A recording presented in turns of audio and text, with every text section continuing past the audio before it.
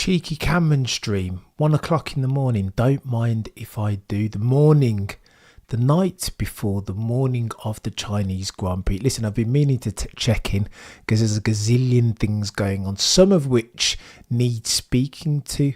In the next 15 minutes or less, we're going to address Toto Wolf, the shambles that is Mercedes, Lewis Hamilton and Colt LH making excuses for the 7-time champion, doing the 7-time champion a disservice indeed, chaos at Ferrari and Lando Norris's comments about F1. Shall we address them in chronological order? I think we should, because Lewis Hamilton, listen, it's not Lewis that I'm peeved off about.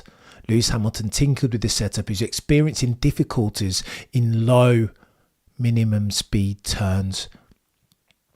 And so between the sprint race and sprint race quali, he tinkered with the setup, right?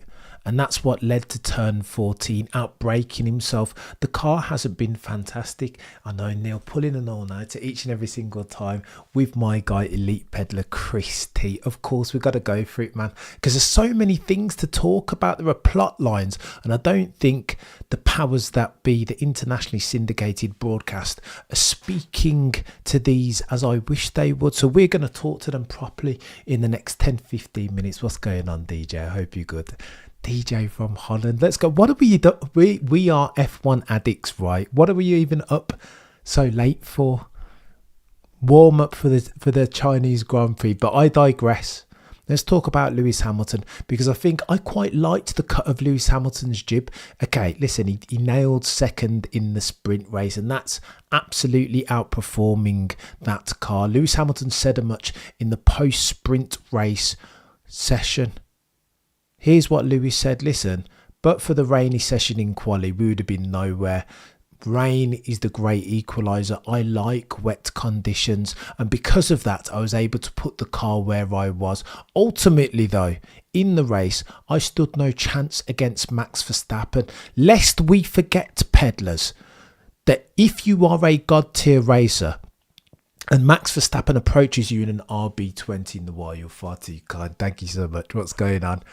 Late stream. It had to be done because there's too many things that I needed to pick at. Lest we forget, if you are Lewis Hamilton in a W15 car that stands no chance of defending against the Max Verstappen in an RB20, then the smart play isn't to fight him with 10 laps to go in a sprint race. And that's exactly what Lewis did. He realised that he stands no chance. You heard him over the radio. Listen, I can see him coming. He's massive in my wing mirrors. Leave me alone. Stop talking to him. I'm going to try and defend him as best as I can. But you guys have given me a W13 of a car that's not W15 of a car. Cameron's late, isn't it? I don't know what I'm talking. Forgive me, Lord, because I know not what I say. A W15 of a car that's not capable. I don't have the wheels to defend against Max Verstappen today. So he moves over and lets him go. Lest we forget. What's going on, Has? You good? Yeah, no, it's going to get techie, I'm telling you. I've said 20 minutes or less, but it might go longer because there's a couple of points that we need to talk to today. I only say that bit about Lewis Hamilton to say this. There are lots of post-2021 F1 fans, or even post-2007. There are lots of F1 fans. My mom is one of those who only watch the sport for Lewis Hamilton. And so they don't know, they have blind spots, right? They are wearing blinkers. Mama Cameron doesn't even watch F1, notwithstanding the fact that it's a bit monotonous. But if Lewis Hamilton isn't winning, then in my mum's mind, it's not F1. She does not care.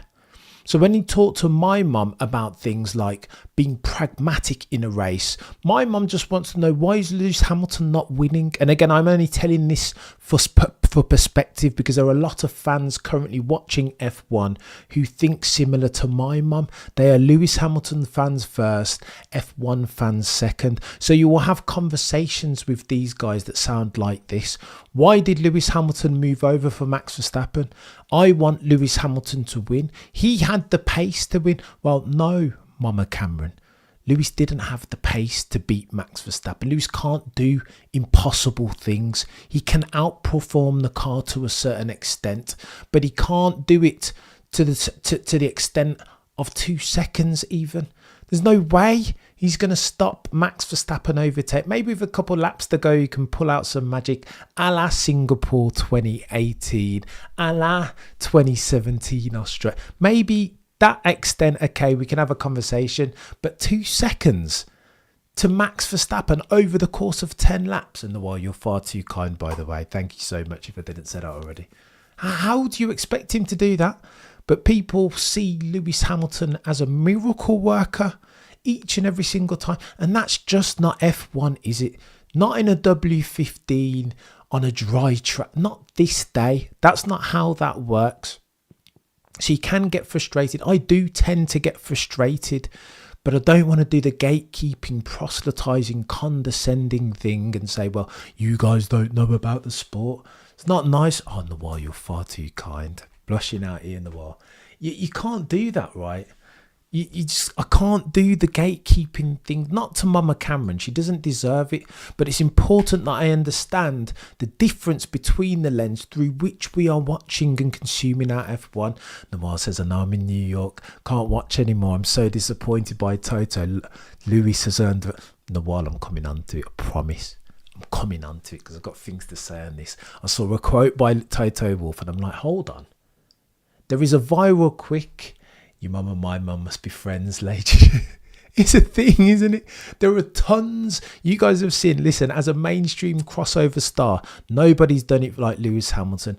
Max Verstappen is on his way. He's expediting for his mainstream star learning curve. He is, but he's not there yet. Lewis Hamilton is the biggest mainstream star that F1's ever produced. Crossover mainstream star. He can go on Jimmy Kimmel. People will know who he is. Similarly, in the British media, his picture sells papers. People click on it. So I only say that to say this. There is a difference, and I will get while I'm getting to that Toto Wolf thing. He needs cooking. He absolutely needs cooking. We're going to talk to Toto Wolf today because there are some serious things that need saying. But I only say that about Lewis Hamilton's mainstream star to emphasise this following point, to preface what I'm about to say. F1 in 2024 needs more star power. It needs more things. I was just having an argument with my wife just now about, she says, Cameron, you don't even watch films. I said, no, my issue as a content creator and a YouTube addict is that I'm fed a constant stream of the best content in the world. I watch Johnny Harris and Mr. Beast, and I'm trying to think of some of the other, Patrick CCD, God tier level content creators who are the best in the business. Storytelling gods of the game. And that's all that I can simply like to Luke Thomas, Ariel Hawani, Josh Revell in the F1 space, Tomo, quick stuff. Like, I watch these god tier level content creators, so I can't now go back to 6 out of 10s. If you're going to show me a film and it's not god tier, then that's different from what I'm watching, right? Similar thing with F1. The content creation space is bonkers. Sport bonkers. NBA are trying to engineer LeBron getting to the finals because they understand exactly how blockbuster that is, right, Noah? People are, this is what's happening in sports. The competition for eyes and marketing value has never been crazier and more ferocious, vicious than it is today in April of 2024, for Pete's sake. So F1, if it's continuing to go the way it's going and doesn't give us a why, a reason to watch, if there's no stakes and it's not gangbuster, then for Pete's sake, as at April 2024, people are going to dial out. That's just what's going to happen.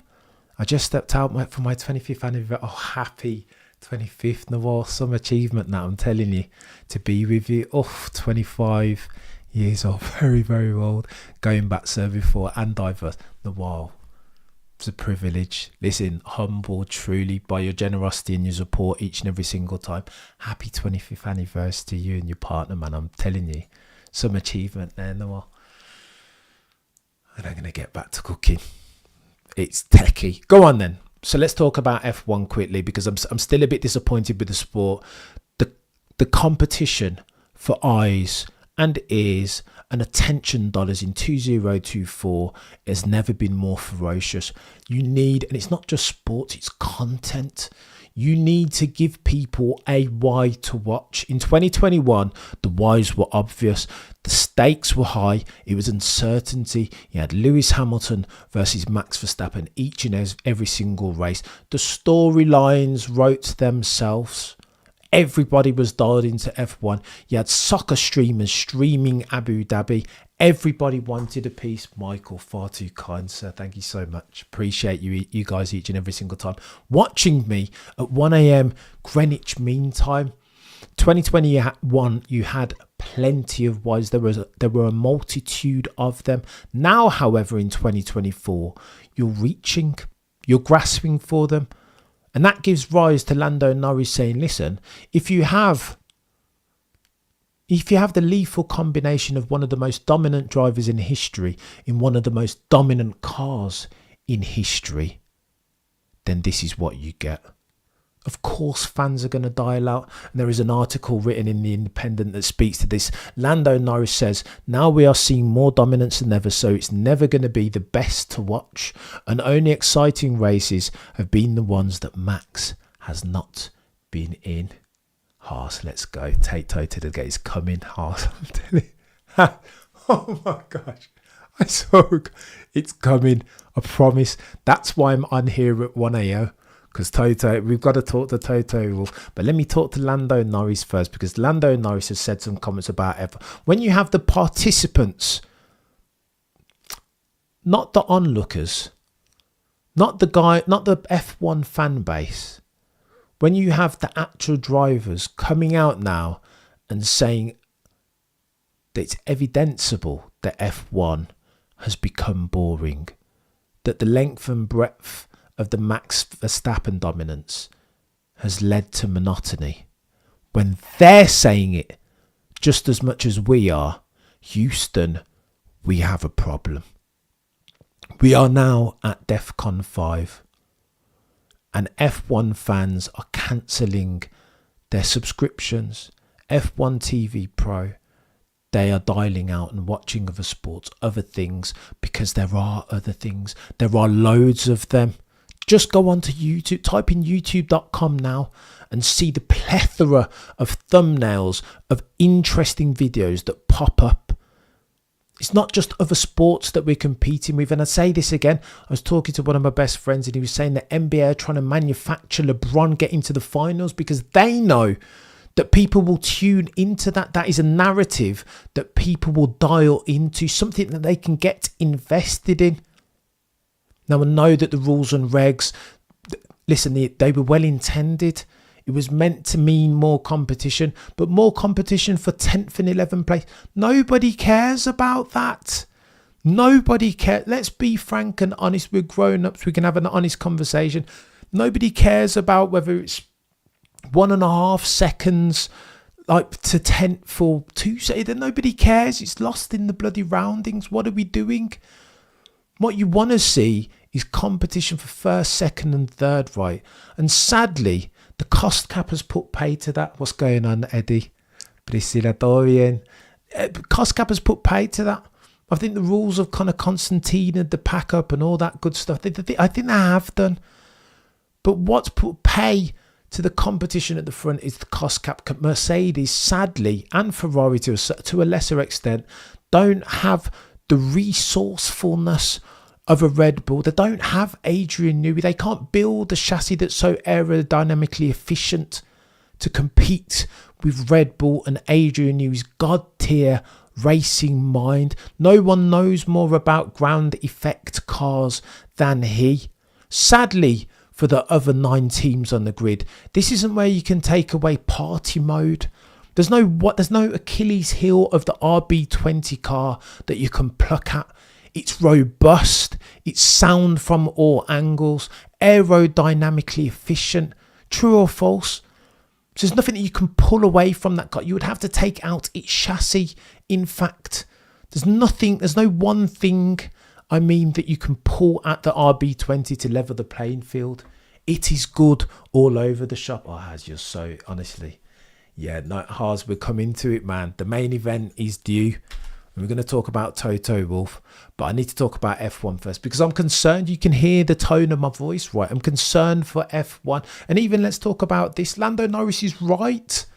They should be concerned. Liberty Media, commercial rights holder, FI, all of them. The drivers, the team principals, the teams, all of them, because sponsor partners want people to be watching this. Visibility is key in 2024. YouTube, in fact, is testament to that. Oh, Nawal, you're back. Don't get anti-divorce, Nawal. Nawal, I heard somebody pronounce your name Nal, by the way. Tell me if I'm a linguistic out here. And I don't like to pronounce people's names correctly. If I'm not pronouncing your name correctly, Nawal, let me know. Nawal, it's not just new fans. I've been watching long since 1982. Sadly, not watching no more. See this, Nawal? I'm telling you, it's bonkers. We are at DEF CON 5, ladies and gents. It is pressing. And hence why I keep with it. Oh, don't stop talking about this, Cameron. Why do you need to talk about F1 being rubbish, Cameron? It's not that bad. There are other plot lines that you can get. Yeah, there are other plot lines. But listen, you're trying to talk to the masses here, right? There other sports are going, but the wrestling I talked about, I don't watch wrestling. WrestleMania was the other day and I was tuned in because it was so juicy and it was Cody Rhodes and it was the Bloodline, it was The Rock. And it was heel Rock, it was Hollywood. It was just, I wanted to see what was going to happen. That was there were parallels between that and 2021 when F1 was at its most beautiful and vibrant. Now we're in 2024 and they need to do something. See this, Noir? That's exactly what people are doing. They're using, just give me the headlines, Cameron. I haven't got 2-3 hours to dial into a race weekend and free practice and qualifying and then the race and then what. It's a commitment, isn't it? So why would I do it when I know for a fact that the outcome is going to be Max Verstappen 99 times out of 100? And it's sad for me to say that also, like Noir, as a lifelong fan of F1. But that's where we are. Lando Norris is speaking truth to that. If Lando is saying it and he's a participant, a driver even, then you know what I mean? It's bad that Lando is saying that. But that makes me think he also is cheesed off with it. Matthew B of NC Paddock, you're a legend. Go and check out that YouTube channel, by the way. If you like, again, on topic, God tier F1 content on YouTube. Mercedes should have developed the rear suspension instead of the front in FP1, barely a quarter way through turn 1, and that car already put up a fuss. Too much cornering load and it steps out. You see this is why NC Paddock F1 is something that you must subscribe to as a YouTube channel. Levels. Should we get to that then? Have I finished riffing on F1? I'm not sure I have, I think there's more there's more to squeeze. There is more to squeeze out of that toffee. I just think it's sad at the moment. I was talking to Guy Cameron, you are pronouncing my name perfectly in the wild. Thank you so much. Please don't let people dictate what you want to. The wild. I just wanted to make sure. I heard somebody mention no names. Say Nal. Mention no names. The wild. But again, different strokes for different folks. So. Go on then. All right. Finally on this F1 thing, I'm concerned as an F1 fan because I remember at school, right, there was one other, back in the day, going back a very many years, there was one other person that I could, and thank you, Matthew, you're far too kind, by the way. There was one other person in school that I could, in the whole school, that was watching F1. This is back in the mid-90s. Nobody else knew or watched F1. And whilst there was a redeeming feature in that, there was a very it was endearing because me and this other chap, we weren't even friends, but we bonded over F1 because it was a language that only me and him spoke, right? It was fudge since 2021. We're gonna get to it. I'm telling you, bro. I know you're not talking about Toto, but I'm coming to it. It was a language that I'll say his name, I'm sure you won't mind. Me and Andrew Busby spoke. There's a geeky young lad, Andrew. And I was a bit of a geek as well, but it was nice and it was endearing because only me and him spoke the language of F1. Oh, what about Damon Hill? Is Jacques Villeneuve all that he's cracked up to be? Is he him? Because they were making this big deal about Jacques was the next one and son of Gilles, and who was this mythical creature called Gilles Villeneuve? Like it was almost like a dirty, like under the table type topic because nobody else could talk that language. And I'm glad now that as at 2024, F1 is a mainstream, it's a hot topic, right? 2021 absolutely put it on the map. No cap would be good, House, I'm telling you.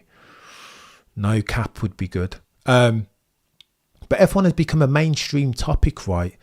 More front pages than it is rear. And I think that's indicative of us having come a long way. I don't think we're there yet, but I think we've come a long way. And I like that. I like that F1 has this mainstream crossover appeal. And I'm keen because I'm invested in the sport and the sport success, no less. I'm keen for it to continue in this same vein. And that's why I keep talking to this issue. And that's why Lando Norris is talking to this issue, saying that the monotony needs to be addressed. The solve for that potentially is getting rid of the cost gap, right? Because Mercedes and Ferrari need the ability to spend their way out of this problem because they don't have a god tier aero guy like Adrian Newey that can solve for this aerodynamic Rubik's Cube of ground effect cars as at April of 2024. But I digress. I need to talk to Mercedes, don't I, and the bloody shambles. What is going on? Very quickly. Well, Madeline, what's going on? Growing the community over here, man. I love that you guys are up at 1 a.m. GMT. I know, to be fair, like Noel said, Noel, what is it? So it's like 9 o'clock your end, Noel? Is it 9 o'clock? I can't do maths.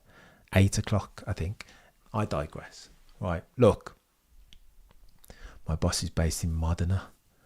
My interview was the day after Lewis moved to Ferrari. You better believe I got that job. Let's go, Haas.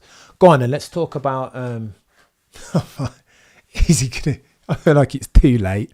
It's too late. I've gone too long. I've overspent my time.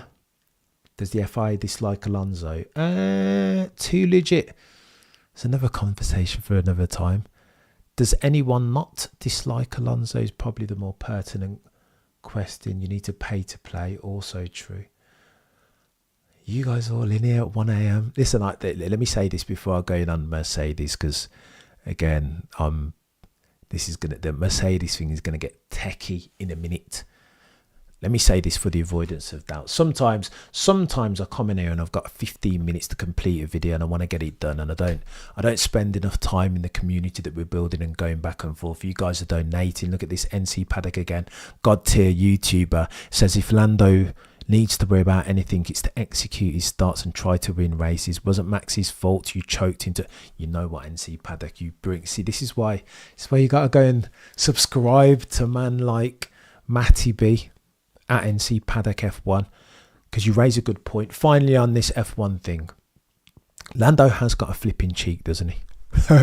How dare you leverage Max's name alongside monotony, because it's not Max's fault, nor is it Adrian Newey's fault that they've gone out and nailed this set of rules and regulations. No, the onus is on the rest to compete. F1 is nothing if not a meritocracy. And Toto Wolf, one of the only good things that he said over the past couple of years is that the stopwatch never lies. Ergo, the onus is on the likes of Ferrari. The onus is on the likes of Mercedes. It's on the likes of McLaren, who Lando Norris is driving for. The onus is on those guys to step up. If we're going to see a series, a competitive one, the likes of which we saw in 2021, in 2012, in 94, 95, 96, 97, in the early 2000s, kind of, 2005, 2006, Alonso, Schumacher. If it's going to be 88, 89, 90, if it's going to be that time again, then these other guys need to step up. So in that sense then, how very dare you, Lando Norris, talk about this series being boring? How very dare you, chap? Because who do you think has made it boring? It's not Max Verstappen. It's not Adrian Newey. Nor is it Red Bull or Christian Horner. They have gone out and done their job for the avoidance of doubt. It's your fault, Lando. It's Mercedes and Toto's fault. Zach Brown's fault. They need to be held to account. Vasseur, the red car, Scuderia Ferrari. Those are the people that we need to be holding to account. It's not Max's fault. What, that he's so good and that he goes out there and does his job each and every single time, mitigates for the unforced errors each and every single time. Got nothing to do with Max. What, because he's going out and doing what he's supposed to be doing as an F1 driver, making everybody's life difficult. What, you're telling me that it's Max who's made it? But Max hasn't made it boring. It's the rest of you. It's the 19 of it's Checo Perez. It's all these other, but it's not Max that's doing that. Max is going out there and doing what he's born to do. Literally, son of a god tier level mother Carter to an F1 driver in just Verstappen. Max is going out there and he's doing what he's supposed to do. Zero unforced errors, as near as makes no difference. God tier quali laps each and every single time. Hard to race against. Hard, fair for the most part racing. You're scared to try and overtake him. You're scared to defend against him. Blame the other 90. It's not Max's fault. What do you mean? What do you mean? How very dare you, Lando? Yeah, it is boring, but why is it boring, Lando Norris? Who do you think can solve for that?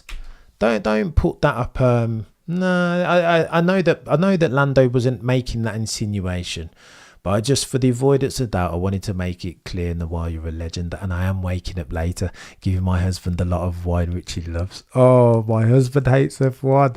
Noir, I think he's on. I think your husband might be onto a decent play there.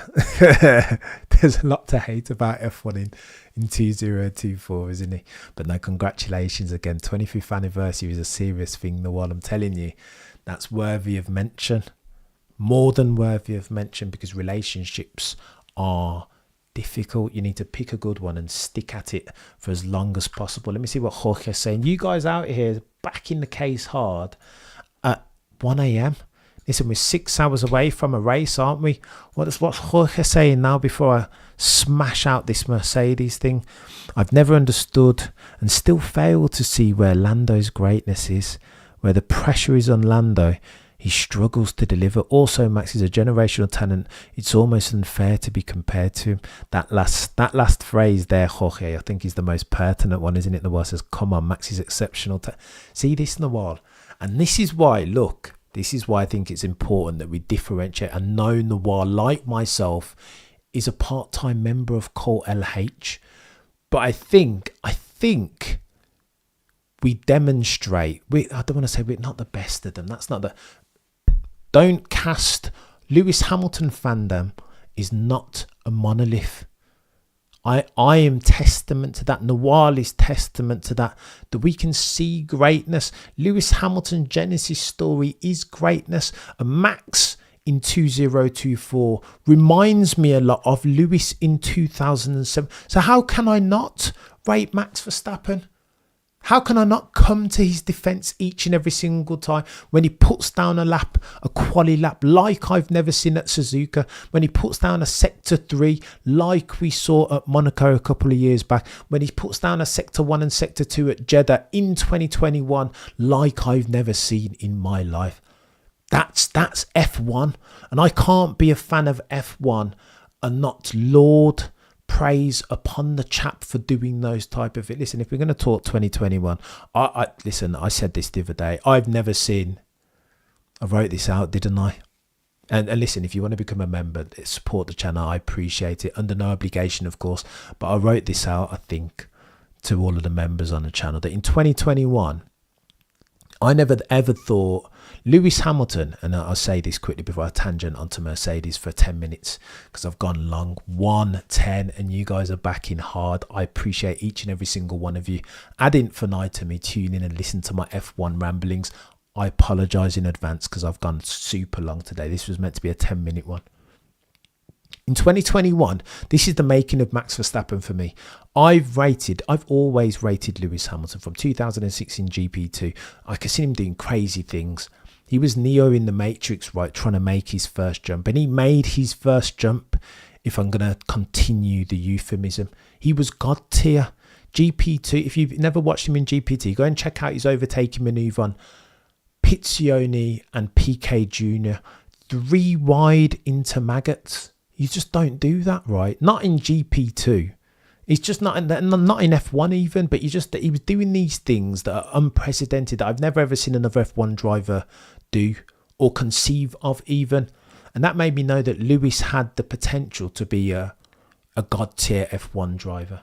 And then when he came in, all of a sudden you could see his strengths, and he was brilliant, right? He could just do things that other drivers couldn't do. The overtaking round the outside of Fernando Alonso in race 1, turn 1, Australia, absolutely a sign of intent, bad intentions. They was coming to take names. Lest we forget that Alonso at the time, 2-time champion, had sent Michael Schumacher, the Reagan-Meister, off into retirement, no less. That's bonkers.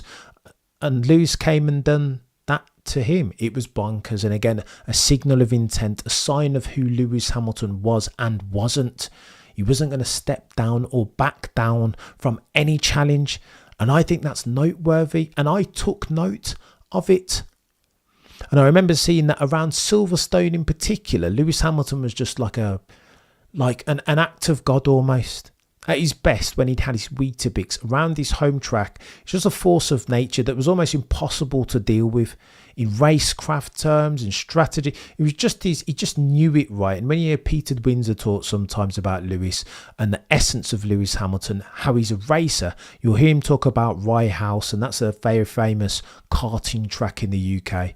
And again, probably Lewis has spent more time around that track than any other. After that, though, second on the list of tracks around which Lewis has spent more time than any other is Silverstone. Take note of Lewis around Silverstone. Go back and look at the dominant years of Mercedes. And even before then in the McLaren 2007, Lewis was just really, really hard to beat around Silverstone because he knows that track, like the fabric. It's in his DNA. I never thought I would ever say that to say this. As I tell the story of 2021 and Max Verstappen's coming of age, he's becoming, I never thought I would see anybody out-drag Lewis Hamilton around Silverstone in equal-ish machinery. I just thought in my time, as long as I live, as long as Lewis Hamilton races an F1 car or any car, I just never thought I'd see it. He's just too good. Check out, if you don't believe me, go and check out the move on Pizzioni. It is Pizzioni, I think. I always forget the guy's name. It is Pizzioni and Piquet Jr. 3 wide into maggots at Silverstone. You don't do that. It's impossible. And he sticks it as if it's just a regular manoeuvre. So he was just moving different, able to do different things, particularly around Silverstone. So I never thought I'd see it. And then 2021 happened. And Max Verstappen made an absolute mug of me. Not necessarily in the race. Let's take away that. I'm not going to have that conversation today about who was liable for the incident, whatever. We can argue that another day. Another conversation for another time. But look at the sprint. I think the sprint was more revealing. That incident in the race happens because Max drove away from Lewis in the sprint in probably an ever so slightly. His car was ever so slightly quicker, but not massively. Their machinery was equal-ish. Patience is key, everyone. It will get better, NC Paddock says. But greatness needs to be embraced, not scrutinised. Max's achievements or Hamilton's abilities at 39. I love it. See this NC Paddock F1, man. God tier content. Honestly, brother, I want to see this stuff on your channel. This is gold, bruv. Don't give it to me. Like, NC Paddock, use that on your channel, bruv. You've got something. Your insights are levels. So I only say that to say this. When Max Verstappen drove away from one Lewis Hamilton, Sir Lewis Carl Davidson Hamilton, in the sprint at Silverstone in 2021, my brain was absolutely, I just didn't. I was like, how is this? Who is Max Verstappen really? I knew he was good. Barcelona, bloody Brazil 2016. Like, I knew Max Verstappen was good. But when I saw that sprint, that was something, that was a black swan event for me. That was something that I didn't see coming. What, drive away from Lewis Hamilton at Silverstone in equalish machine? You're having a laugh. I didn't think I'd see it in my time. And I saw it in 2021. And by the way, in 2021, me with my noddy F1 brain, I never thought anybody would challenge Lewis Hamilton over the course of a championship in equal machinery. With Lewis in a very, very good car, I just didn't see it. And Max Verstappen, his performance over, let's sack off Abu Dhabi, we don't need to talk about that. But his performance over the course of that season made me have to reevaluate the way in which I view Lewis Hamilton A and F1B. I never thought I'd see it in the war. No, I need to see Max under maximum pressure. That would be incredible. Lewis is not done. Good night, everyone, and God bless. Thank you so much, Nawal. Far too generous. And I hear what Nawal is saying. I think I would tinker with that statement ever so slightly, Nawal, and I would say I'm keen to see Max under pressure again. Because if 2021 wasn't pressure from the 7-time, one of the greatest peddlers that I've ever seen in my life, then I don't know what was. At 23 years old, mind you. Max Verstappen forced me to reconfigure. But go on, let's get onto Mercedes, because we're talking about them now. What is going on at Mercedes? I have no clue at this point. Mercedes is half the reason why I came on, because I saw Toto Wolf say something. I think there is acrimony. I think acrimony is probably an understatement if we're going to characterise what's going on at the Brackley and Bricks of outfit at the moment. I don't think they like each other at all. Let me give you Exhibit A. We went through them the other day between George and Lewis, but this is Lewis and Toto now that I'm talking about. CBD, what's going on? This is a proper like sleepover now. I can't believe you guys are coming out to back the case. It's only 6 hours before race, and I'll be back on at 15 minutes before lights out, by the way. But I just had to listen. I owe you guys one piece of content a day. Let me say this actually. I was just at a concert with the white, and this analogous to F1. But let me address this story in these terms whilst I remember it. So I went to a concert with the wife just now, hence why I'm on so late. We just got back. And it was a Boyz II Men concert. And I love Boyz II Men and Brightman Night. But they spent so long divvying around and doing all these bloody covers that by the time I wanted to listen to the songs, the Boyz II Men and the Brian McKnight songs that I love, they took like 60 minutes getting to them. So that by the time they got to them, my attention span was frayed. I'd had enough. And I said that I summarised it to the missus afterwards. I said, everybody has their number. Nobody's attention span lasts forever, right? And I think that's what we're looking at with the F1 fan base. I know I'm dotting around here, but I just remembered. Everybody has a number. How many boring, monotonous races can you take before you dial off? Nobody's going to watch forever knowing the outcome. And so I say that to say F1 as an entity needs to understand this and cater for this. I think that means getting rid of the cost cap, I'll be honest. I know they're tinkering and 2026 is new rules and regs, but I don't think they've got to, I don't think they can afford to wait 24 months, I'll be honest with you. Mercedes, let's talk to them. Because Mercedes, and you guys are far too kind out here, man. 1 a.m. Imagine, F1 chat at 1 a.m, anyone? Love it. On the Cameron F1 channel only. 6 hours before lights out. But let's go. Right, Mercedes. Are we cooking Mercedes, chat? Are we cooking Mercedes, Has? This is essentially AA for LH fans. I know it is alcoholic. Oh, fuck. How's it we going to do it? Right, look. Okay, let me talk about Lewis very quickly before I talk about Toto. I hated where Lewis was, or where Lewis is, in that, in my old age, the way that I ingest my sport these days, I don't want to see the greats when it's all easy, right? Anybody can Anybody can beat cans. When it's 2019 and Lewis has a god tier car and a doormat of a teammate in Bottas, anybody can. That's not the measure of greatness, right? Now, how I view and perceive greatness is a driver or an athlete or a basketballer's ability to pull it out the fire when it's difficult, when circumstances aren't ideal. That's how you, in my opinion, that's how you judge greatness, right? A 2018 Singapore performance from Lewis as an example.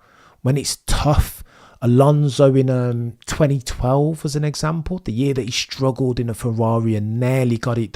Those are the times when you gauge, when you get a true understanding of greatness, right?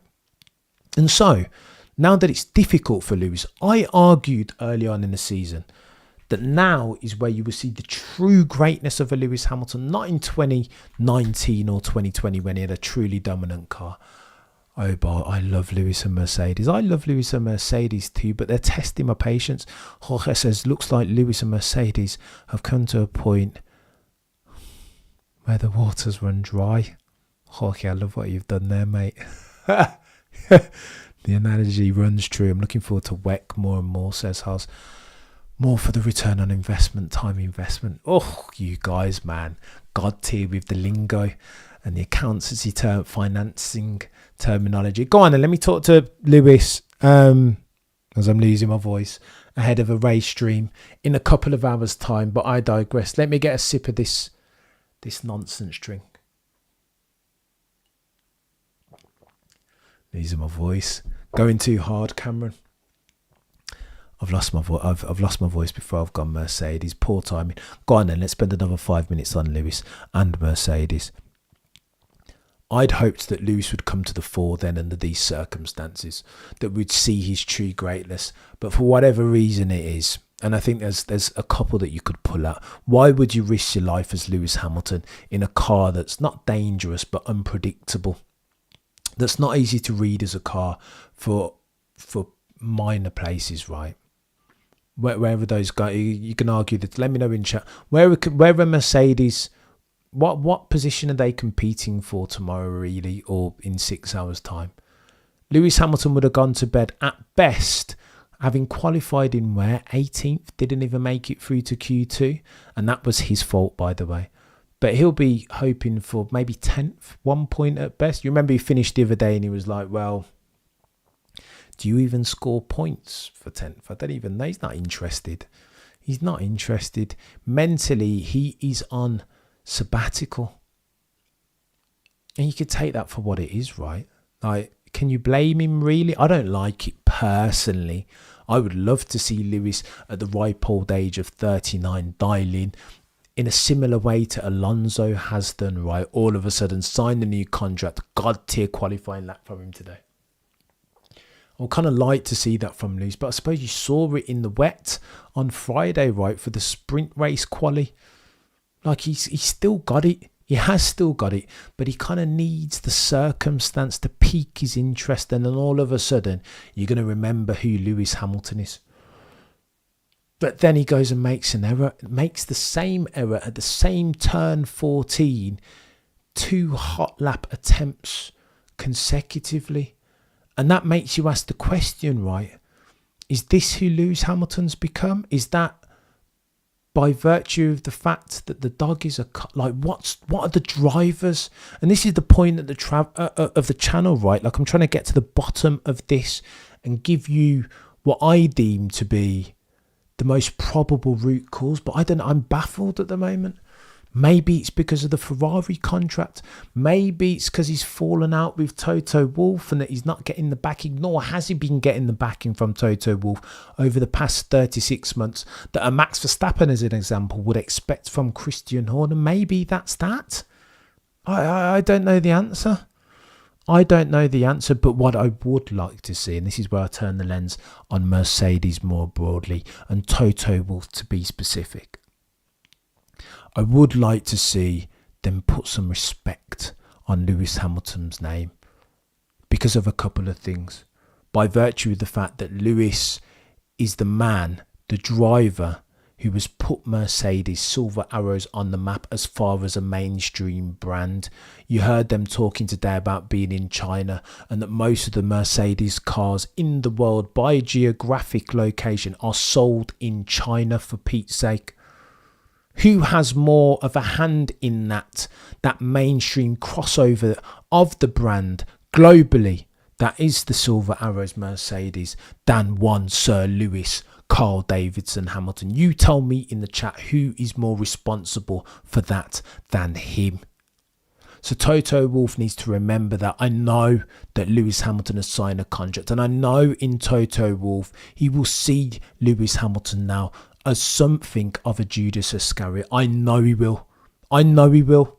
You're meant to be here for the long term. But sadly, Toto Wolf, you didn't offer Lewis Hamilton at the ripe old age of 39. And I understand why, but you didn't offer him a multi-year contract. Too old. Kimi Antonelli in the pipeline. Didn't offer him an ambassadorial role. So who should be upset in this equation? Who should be more upset, Toto? And Lewis isn't upset, right? He's happy-go-lucky at the moment, laughing and joking. It's all banter to Lewis at this point. You heard him post the sprint race.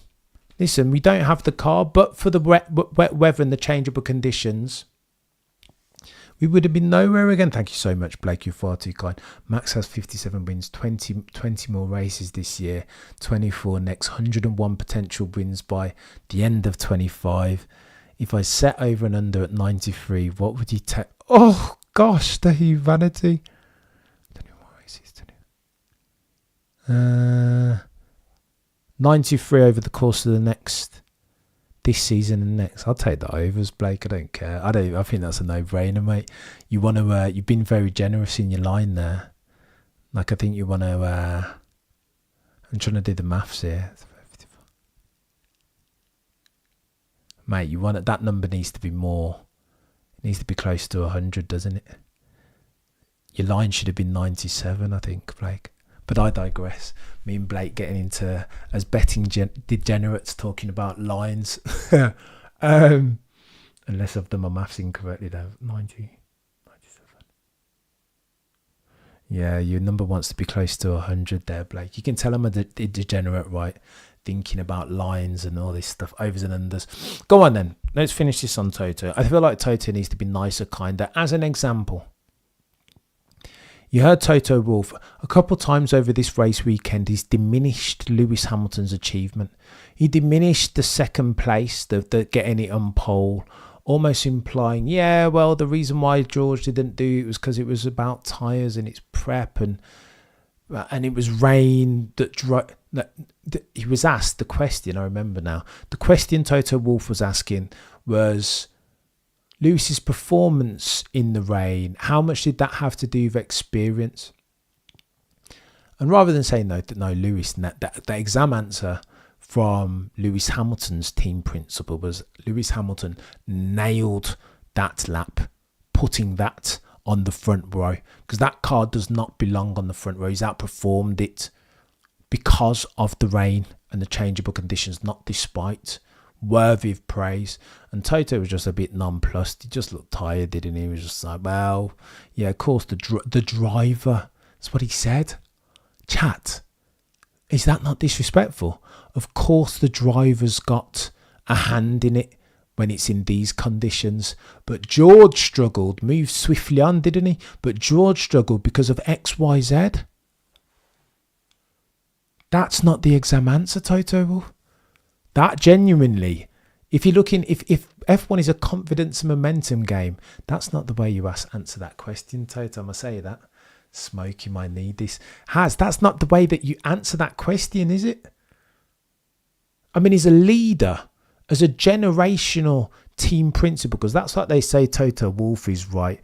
A motivator, a guy who's read all the leadership and managerial textbooks and should be capable of instituting them. That's not the way you motivate a team, not just from a Lewis Hamilton perspective, but from a George Russell perspective too. Because George Russell might potentially leave that team one day, right? And if he's looking over the other side of the garage and seeing the way that Lewis is being not necessarily treated, but being talked about, the driver, what? Give that fella his name. Put some respect even on his name, for Pete's sake. You know what I mean? What are we doing here? And then I've just got back the reason for this bloody stream. I've seen Toto said something else. What is he saying? He was some big long stanza that I'm not going to repeat. It was nonsense. But then he refers to Lewis as Hamilton. Hamilton? Since when, bro? Who are you talking about, Wolf? What are you talking about? This guy, this is your driver. Refer to him first name terms, please only. And you know what? If you're going to put some proper respect, the due respect on his name, then you're going to call him Sir Lewis Wolf. You talking about Toto Hamilton something.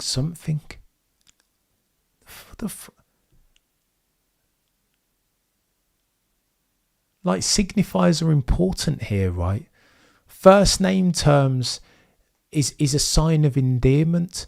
What, now all of a sudden, normally, and you guys correct me in the chat, if I recall correctly, hybrid, Toto trying to damage Lucy's confidence on the way. I don't know, the hybrid. And I know it's my responsibility as a content creator to come to you with some serious root cause analysis. That's what I take pride in doing. But I don't know the answers. I'm bringing it to the fore. I'm positing the thesis. But I genuinely don't know why all of a sudden Toto Wolf is referring to Lewis, Sir Lewis Carl Davidson Hamilton, as Hamilton. As if they're already rivals.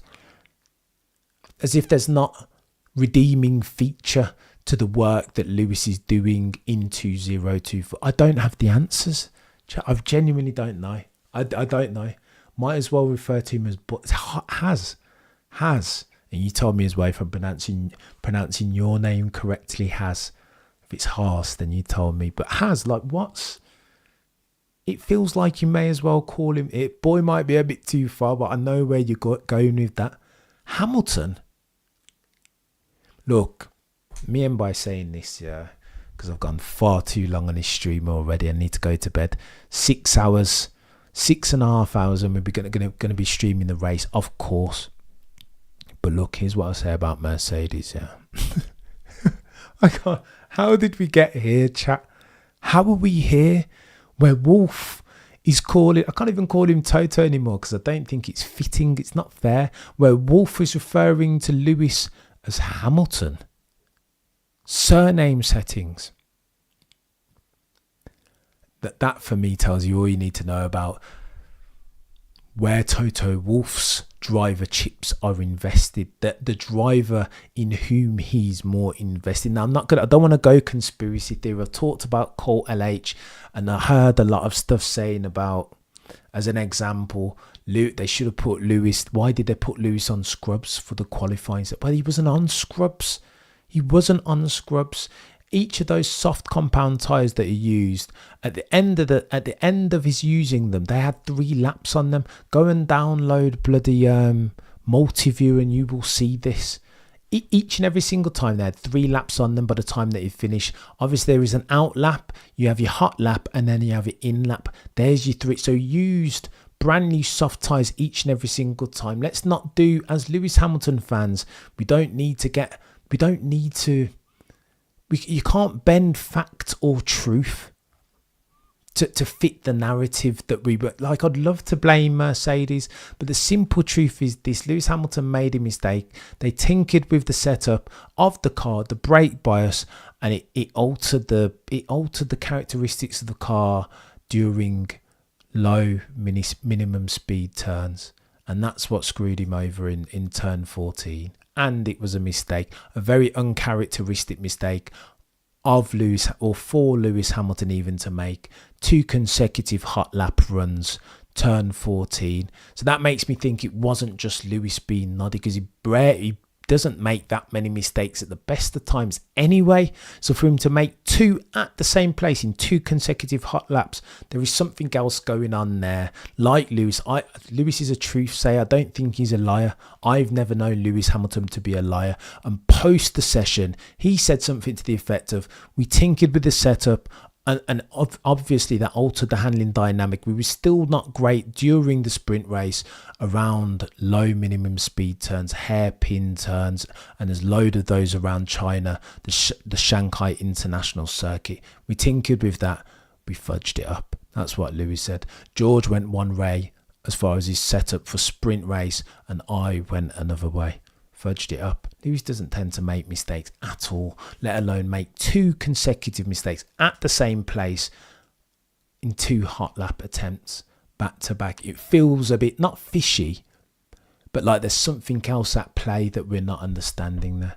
And Toto Wolf, therefore, needs to back Lewis Hamilton. There's a viral clip of me on my old mate Nash's podcast, the Quick Stop F1 podcast, where I'm saying that Toto Wolf needs to back his driver. I was supposed to finish some work before I go on PTA. This took, oh, Haz, you're an absolute legend, mate. I'm telling you. Hassan, there we go. Needed to go incognito on Hassan. Bang. Makes sense now, bruv. This is me being noddy and reading too many things and trying to monologue to you guys. And excuse me, Hassan. Done. And I don't hate the incognito thing. Proper. This cat rocks. Mercedes will not have a driver. Oh, this cat rocks. You're a legend. This style again. Go on then, this cat rocks. Thank you so much. You're too kind. Look at you guys dialing in. All North America, I'm guessing, for the most part, because it's nearly 2 a.m. GMT. But I had to jump on and make this. I'm due to make 1 video a day at the very least. But I digress. Right.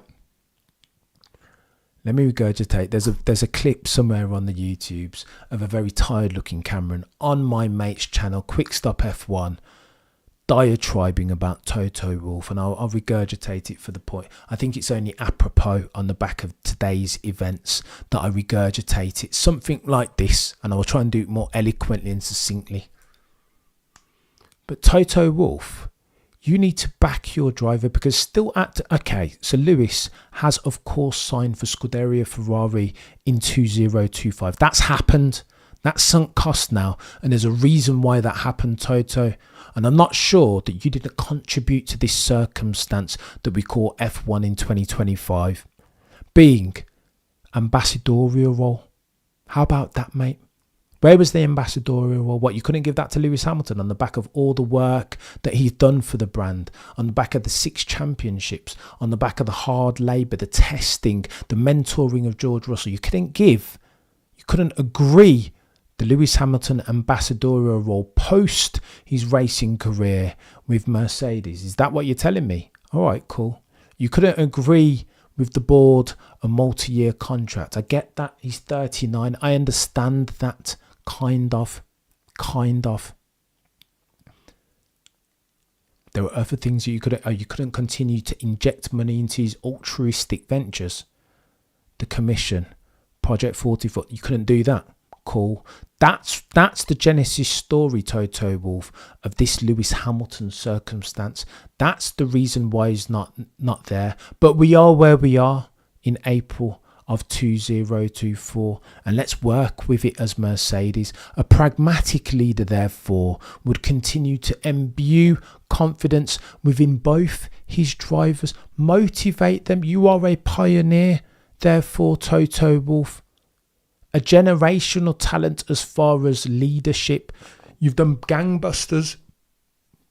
Look at me struggling to talk already. You've done gangbusters with Mercedes marketing value, advertising value, even to be precise. Do that then with your confidence, the confidence of your drivers in 2024. We know it's a sticky circumstance, but Toto Wolf, you can manage for that. Therefore, do it. Less talk, Toto Wolf, more action, por favor. And whilst we are there, back your drivers. I can't help but look over at the balls that are red in Milton Keynes and the way that Christian Horner, for all his foibles, I've said it a gazillion times now, if there is a team principal that I'm going to have in the trenches alongside me in April of 2024, give me Christian Horner each and every single blood clot time over Toto Wolf. I want him, because you know why? Christian Horner's going to back me, his driver, each and every single time without compunction. That's what he does with Max Verstappen. That's what he did in Silverstone. All sorts of nonsense he was talking about Max Verstappen's precautionary measures is why Max Verstappen was in hospital. It was nothing serious, thank God. But Christian Horner made everything of it, didn't he? And so that's the team principle that I want in my corner. Not Toto Wolf, who when Max Verstappen nearly killed Lewis Hamilton in 2021, again, not deliberately, but accidentally parked his car on Lewis Hamilton's halo. When that happened, what did Toto Wolf say? Well, nothing like what Christian Horner had to say the previous week, not putting all the pressure on the stewards and the other team. Toto was like, listen, we'll whatever the stewards give us, we'll abide by that. Similarly too, I only say that because this time when Lando Norris had his lap reinstated, similarly, there was no advantage to be gained. I think the stewards made the right decision. This is true, Toto. But you're not talking as an onlooker, right? You are not an outsider. You are a competitor in this. And if there is gain to be gained from sledging and trash talking and lying even, then surely that's what you do. I know there is this sports etiquette thing that Toto and Mercedes like to abide by, that they don't want any asterisk next to any victories that they get at. But I don't care at this point, man. That's dry. That story's old. Running around in 10th and 11th place, for Pete's sake. Like, grow a pair, man. Get your elbows out, back your driver and back your team without compunction, just like Christian Horner does at the balls that are red, for Pete's sake. Because right about now, it's looking tired. They're looking tired. I've had enough. It's like, all this laissez-faire. Yeah, we're English gentlemen and conduct ourselves in this. It's always about the rules of engagement ultimately and yada yada. I'm tired of it, man. Come on, Toto. The car is SH1T. What are we doing in 2024? What are you leveraging to bridge that gap back to Red Bull? I'm sick and tired of hearing, we don't know what's wrong with the car. Grow a pair, man. Grow a pair. It's too much now. I'm done. Like I've had enough. As a fan, and I'm not, listen, I say all that with this in mind. Look, Toto Wolf is absolutely worthy of praise. Mercedes, as a billionaire, as a round of funding, as many as he done. Like, you can't tell the Mercedes story without Toto Wolf. But every dynasty comes to an end, right? And sometimes you need to freshen things up. That's not me saying Toto out necessarily, but that's me saying that Toto and Mercedes have a way to go. And as far as the story that they're telling and the verbiage that they utter each and every single time in front of the world's press and media, I don't think it's cutting it. I don't. And all of the previous indiscretions, as an F1 fan and a Mercedes fan, I've forgiven them for the dodgy design that happens to everyone, even Adrian Newey at times. Pursuing a dodgy design for too long, cool, that happens sometimes. Diversifying or divesting out of a 2021 season when you were in a gunfight with a very dangerous Max Verstappen and a very dangerous team with Christian Horner at the Herald, when you had a championship in your hand. I've forgiven all of that. But what I can't forgive is this laissez-faire approach. Second rate. It's not befitting of a team that's won 8 constructors. Something is amiss at Mercedes, and getting in Kimi Antonelli, quite frankly, isn't going to solve for it. Fix the car, fix your attitudes, become market leading as you were 5-10 years ago. Like, sort out your lives, chaps, because it's not good enough. Even that flipping tweet the other day, finally, how dare you call into question the loyalty of some fans by tweeting out this stupid thing that insinuates if you can't love me at my worst, then you didn't deserve to love me at my best. Deserve to love who and what? Nobody loved the car Mercedes, you joke people. What are you on about?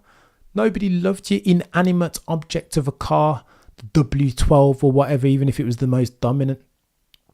75% of the people that purchase your merch are purchasing it because Lewis drives for your car. Let's have this conversation next year, Toto, and we'll see. You'll see the difference, man. When you get to Silverstone and it's red, not luminous green or maroon, you'll understand that better.